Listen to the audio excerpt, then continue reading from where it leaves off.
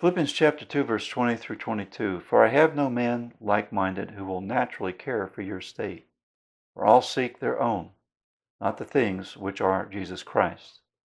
But ye know the proof of him, that as a son with the Father, he hath served with me in the gospel. Too often I've seen pastors call associates in that have ulterior motives.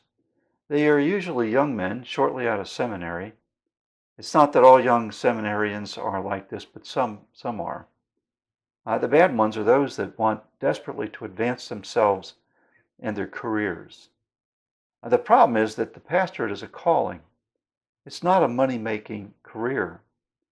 I've seen some pastoral staff members that seek to promote themselves by denigrating the senior pastor and creating dissension or factions in the church.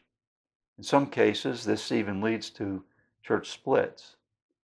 But in either case, it will create an unhealthy situation in the local church. See, pastors need some right-hand parishioners that will support and complement them in the ministry. Paul had many, but here he mentions Timothy specifically. Paul had taken Timothy under his wing, mentoring him in the ministry. We'd never read anything about Timothy really in a negative regard in his relationship with Paul. Paul trusted him as a faithful and supportive servant of the Lord. Paul saw Timothy as one who had the kingdom interests at heart above his own interests. Today, pastors desperately need right-hand people who they can trust, just like Paul trusted Timothy. All parishioners should endeavor to be like Timothy, one who is a faithful servant, submissive to the authority that God has placed over them, and seeking to serve the Lord's interests rather than their own.